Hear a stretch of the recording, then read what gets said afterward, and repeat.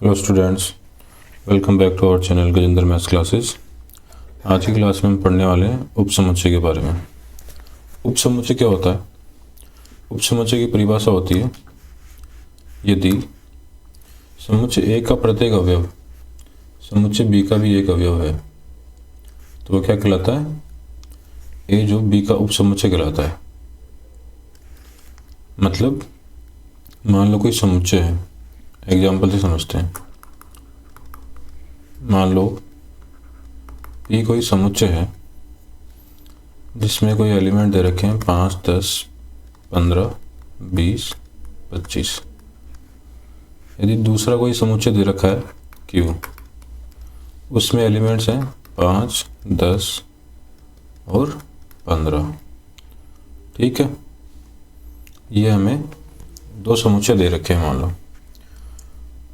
तो जो क्यू समुच्चय है उसमें जो अवयव हैं वो बी में भी हमें मिल रहे हैं। इसका मतलब क्या हुआ? क्यू के जो अवयव हैं पी में भी हैं। मतलब परिभाषा क्या कह रही है? परिभाषा है, यदि समुच्चय ए का प्रत्येक अवयव समुच्चय बी का भी एक अवयव है तो हम क्या कहेंगे? जो ए है बी का एक उपसमुच्चय है।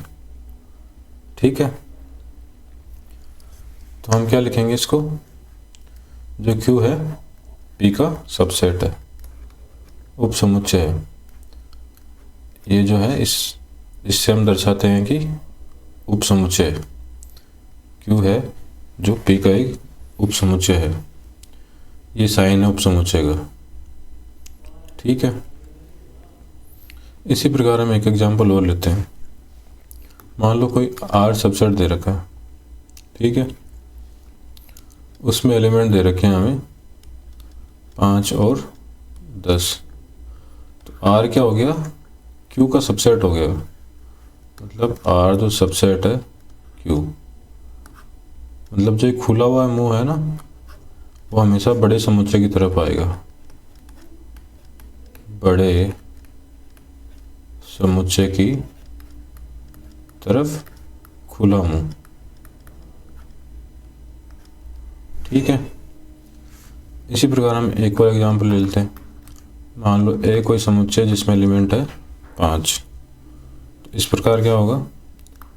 ए सबसेट होगा आर का। ठीक है, तो हमने क्या पढ़ा उस समुच्चय के बारे में? यदि समुच्चय ए का प्रत्येक अवयव समुच्चय बी का भी एक अवयव है तो ए जो है बी का उपसमुच्चय कहलाता है। ठीक है, ये हमने एग्जाम्पल से पढ़ लिया। अब लिखा हुआ है ए सबसेट ऑफ बी यदि A belongs to A belongs to B. तो परिभाषा में क्या लिखा हुआ है? इसका जो मतलब है वो यहाँ लिखा हुआ है हमने। ए बी का एक उपसमुच्चय है यदि इस तथ्य का ए जो है यहाँ पे अवयव है और ए जो है समुच्चय है। एक अवयव है और ए है बी का भी अवयव है। यदि ए बी का उपसमुच्चय नहीं है तो हम कैसे लिखेंगे? यदि मान लो हमें एक और सेट दे दिया, मान लो टी दे दिया, उसमें दे दिया हमें 3, 5, ये सबसेट दे दिया हमें। क्या पी का ये सबसेट है? 3, 5 अवेलेबल है पी में, तो हम कैसे लिखेंगे? T not subset of P. ये है उपसमुच्चय नहीं है का साइन। उपसमुच्चय नहीं है उसका साइन है ये। ठीक है, तो इसी में इस परिभाषा में यही लिखा हुआ है, यदि कोई समुच्चय उपसमुच्चय नहीं है तो हम उसको कैसे दर्शाएंगे? इससे दर्शाएंगे हम, इस साइन से। ठीक है, अब चलते हैं नेक्स्ट परिभाषा है। एक होता है उचित उपसमुच्चय, एक तो होता है उचित उपसमुच्चय, एक होता है अद्वितीय समुच्चय। इसको हम कैसे समझेंगे? उचित उपसमुच्चय और अद्वितीय समुच्चय में क्या डिफरेंस है? मान लो ए कोई सबसेट दे रखा है, उसमें अवयव हैं 1 2 3। ठीक है, हम इसके बनाएंगे उपसमुच्चय। उपसमुच्चय कितने बनेंगे इसके? उपसमुच्चय की संख्या का फॉर्मूला क्या होता है? उपसमुच्चय की संख्या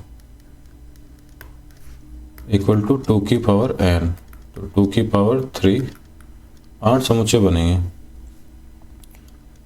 एक तो बन गया 1 का, एक आ गया 2, एक आ गया 3, एक आ गया 1 2, एक आ गया 1 3, एक आ गया 2 3, एक आ गया 1 2 3, और एक समुच्चय जो खाली होता है उसे बोलते हैं 5। ये हो गए 8 उप समुच्चय बन गए इस समुच्चय के। ये सारे क्या हैं? उप समुच्चय हैं। तो अब परिभाषा क्या है उप समुच्चय की? उचित उप समुच्चय की। उचित उप समुच्चय वह होता है ए सबसेट ऑफ बी होता है, मतलब ए सबसेट ऑफ बी होता है, बट ए बराबर बी नहीं होता। तो ए जो है इसका उपसमुच्चय है, 2 भी इसका उपसमुच्चय है, 3 भी इसका उपसमुच्चय है, मतलब यहाँ से लेके यहाँ तक ये तो है उपसमुच्चय। कौन से उपसमुच्चय? उचित उपसमुच्चय। उचित उपसमुच्चय ये क्या है? ये और ये दोनों सेम है, जो कंडीशन में क्या दे रखा है? बराबर नहीं होना चाहिए। तो ये समुच्चय कौन सा हो गया? ये होता है अधिसमुच्चय। इसको बोलते हैं हम अधिसमुच्चय। अधिसमुच्चय मतलब सुपर सेट बोलते हैं इसको। तो परिभाषा से क्या समझ में आया?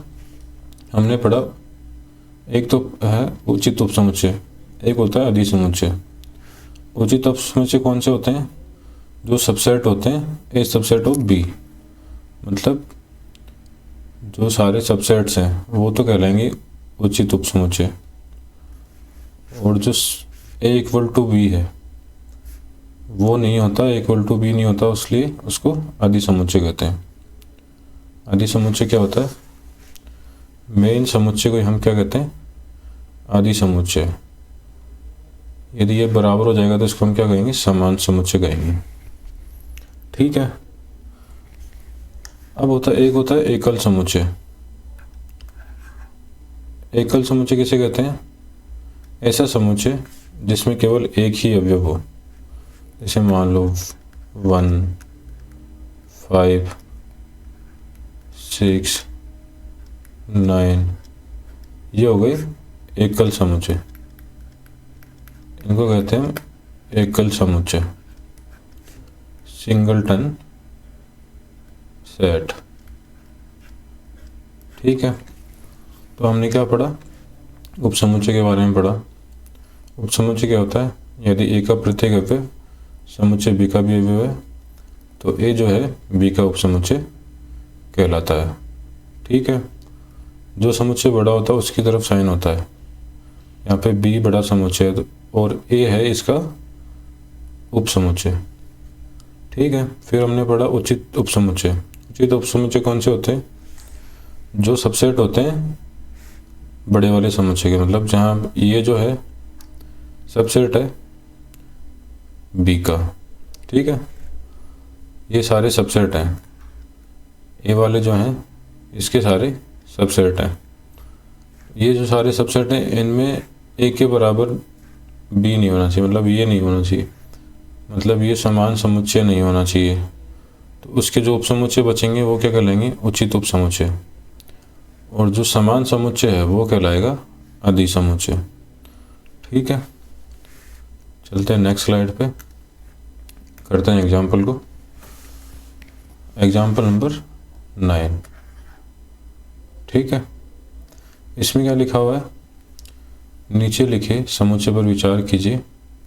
हमें दे रखा है 5 ए समुच्चय दे रखा है, उसमें अवयव है 1 3, बी समुच्चय में अवयव 1 5 9 और सी में है 1 3 5 7 9। ठीक है, प्रत्येक समुच्चय के बीच में सबसेट नॉट सबसेट बनना है हमें। ठीक है, ये दोनों चीज़ें बननी है। फाई क्या है? फाई है हर समुच्चय का सबसेट होता है, कोई भी समुच्चय होगा उसका एक सबसेट होगा फाई। हमेशा खाली उपसमुच्चय तो होता ही है, तो हम क्या भरेंगे इसमें? ये सबसेट है। ठीक है, फिर है ए और बी के बीच में देखेंगे 1 3 है, बी में 1 3 है क्या? नहीं है, तो ये सबसेट नहीं है। फिर देखना है ए और सी के बीच में 1 और 3 है क्या? 1 और 3 सी में है, इसका मतलब ये सबसेट है। बी और सी को देखते हैं 1 5 9 1 5 9, तो ये भी सबसेट है। उदाहरण नंबर 10, मान लीजिए समुच्चय ए में अवयव हैं ए ई आई ओ यू और बी में है ए बी सी डी। क्या ए बी का उपसमुच्चय है? चेक करते हैं। क्या ए की जो अवयव है बी में है क्या? नहीं है, तो ए जो है नॉट सबसेट ऑफ बी, क्योंकि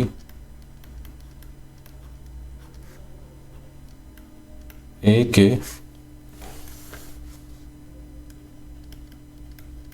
प्रत्येक अवयव बी में नहीं है। ठीक है, इसलिए ए सबसेट ऑफ बी नहीं है, बी का उपसमुच्चय नहीं है। ठीक है, चलते हैं नेक्स्ट एग्जाम्पल में, नंबर 11 एग्जाम्पल। इसमें क्या दे रखा है? मान लीजिए ए बी 3 समुच्चय हैं, ए बी सी 3 समुच्चय हैं। यदि ए बिलोंग्स टू बी और बी सबसेट ऑफ सी, तो ये कह सकते हैं कि इस नॉट सबसेट सी। यदि नहीं है तो उदाहरण दीजिए। ठीक है, तो हम चेक करते हैं। क्वेश्चन में क्या दे रखा है? ए बिलोंग्स टू बी। आंसर, तो ए समुच्चय है, मान लो ए समुच्चय में कोई एलिमेंट है 5। ठीक है, पहली कंडीशन कंप्लीट, हमने लिख दिया ए बिलोंग्स टू बी होना चाहिए, तो बी में क्या ये 5 होना चाहिए, ये समुच्चय होना चाहिए। तो अब बी समुच्चय में क्या होना चाहिए? ये 5 समुच्चय होना चाहिए। तो हम इसको ऐसे लिखेंगे 5 10 15 20, ये हमने लिख दिया बी समुच्चय। बी जो समुच्चय है वो सबसेट होना चाहिए सी का। ठीक है, हम लिखेंगे सी सबसेट। अब 5 10 15 20 25 सारी कंडीशन प्रूव हो रही है। ए बिलोंग्स टू बी, मतलब ए बिलोंग्स टू बी है, बिल्कुल ए बिलोंग्स टू बी है। ठीक है, फिर क्या है? बी सबसेट ऑफ सी होना चाहिए। चेक कर लेते हैं, बी के सारे अवयव सी में है क्या? बिल्कुल सारे अवयव सी में है, तो बी सबसेट ऑफ सी, ये भी सही है। क्वेश्चन क्या कह रहा है? हमें चेक करना है। तो क्या सत्य है कि ए नॉट सबसेट ऑफ सी? तो हम देखते हैं एक के जो सारे जो अवयव हैं सी में है क्या? ये समुच्चय रूप में है, मतलब यहाँ पे ये एलिमेंट है, अवयव है। क्या सी में 5 है? बिल्कुल हमें 5 नहीं दिखा, ये 5 और ये 5 में डिफरेंस है। यदि यहाँ पे ये होता तो ए सबसेट होता सी का, बढ़िया नहीं है। यहाँ पे हमें समुच्चय दे रखा है, यहाँ पे अवयव है, तो हम कहेंगे ए नॉट ए सबसेट ऑफ सी। ठीक है, तो हमने सोल्व कर दिया इसको कि ए सबसेट नहीं है सी का। ठीक है, चलते हैं नेक्स्ट वास्तविक संख्याओं के समुच्चय के उपसमुच्चय। वास्तविक संख्याएं क्या होती हैं? परिमेय व अपरिमेय संख्या को मिला के जो संख्याएं बनती हैं उन्हें कहते हैं हम वास्तविक संख्याएं। परिमेय व अपरिमेय संख्या बराबर वास्तविक संख्या। ठीक है, ये हमने पढ़ा है। वास्तविक संख्याएं कौन कौन सी होती हैं? r बराबर 5 भी वास्तविक संख्या है, -7 भी वास्तविक संख्या है, 9/10 भी वास्तविक संख्या है, √2 भी वास्तविक संख्या है, 0 भी, मतलब जितनी भी संख्याएं हैं वो वास्तविक संख्याएं हैं। हमने पढ़ा है n के बारे में, प्राकृत संख्या कौन कौन सी होती हैं? 1 2 3। इसी प्रकार हमने पढ़ा है पूर्ण संख्या के बारे में। यदि प्राकृत संख्या में 0 मिला दे तो पूर्ण संख्या बन जाती है। फिर हमने पढ़ा पूर्णांक के बारे में। पूर्णांक क्या होते हैं? यदि पूर्ण संख्याओं में ऋणात्मक संख्या भी मिला दे तो वह बन जाती है पूर्णांक। ठीक है, इसी प्रकार हमने पढ़ा परिमेय संख्या के बारे में, जो होती है p/q के रूप में। p/q के रूप में होती है और q बराबर 0 नहीं होता। ठीक है, और हमने पढ़ी अपरिमेय संख्याएं जैसे √2 √3। ठीक है, अब हमें चेक करना है इनमें आपस में समुच्चय उपसमुच्चय के बारे में। उपसमुच्चय कौन किसका उपसमुच्चय है। ठीक है, अब चेक करते हैं। मतलब n w z और q बार, ये सारी जो है ये सारी संख्याएं किसका सबसेट होंगी? r का। क्यों? क्योंकि ये जो सारी संख्याएं हैं ये कहाँ से ली गई हैं? वास्तविक संख्याओं से। इसलिए n subset of r, w subset of r, z subset of r, q subset of r, q bar subset of r। ठीक है, मतलब ये जो सारी संख्याएं हैं ये ली गई हैं वास्तविक संख्याओं से। ठीक है, तो इसलिए ये सबसेट होंगी वास्तविक संख्याओं के। अब हमें चेक करना है n w में क्या दिख रहा है हमें दिख रहा है कि जो प्राकृत संख्याएं हैं वो पूर्ण संख्याओं से ली गई हैं, तो इसका मतलब n सबसेट है w का। अब हमें दिख रहा है कि पूर्ण संख्याएं हैं वो पूर्णांक से ली गई हैं। ठीक है, इसका मतलब जो w है सबसेट है z का, और z कहाँ से लिया गया? q से, तो z सबसेट ऑफ q। ठीक है, अब हम देख सकते हैं जो n है वो सबसेट है z का भी, क्योंकि हम मतलब n जो है इसमें भी है, पूर्णांकों में भी है, तो हम क्या लिख सकते हैं? n subset of z। अब जो परिमेय संख्याएं हैं, यदि परिमेय संख्या में बटा में 1 लगा दें तो हमें ये संख्या भी प्राप्त हो सकती है। मतलब इन संख्या में बटा में 1 लगा दें तो ये परिमेय संख्या बन सकती है। तो n सबसेट किसका हुआ? n सबसेट ऑफ q का भी सबसेट है। ठीक है, ये हमने वास्तविक संख्याओं के समुच्चय के उपसमुच्चय के बारे में पढ़ा। मतलब उपसमुच्चय क्या होता है? यदि समुच्चय A का प्रत्येक अवयव समुच्चय B का भी एक अवयव हो तो वह उपसमुच्चय कहलाता है। ठीक है, आज की क्लास के लिए इतना ही। Thank you so much.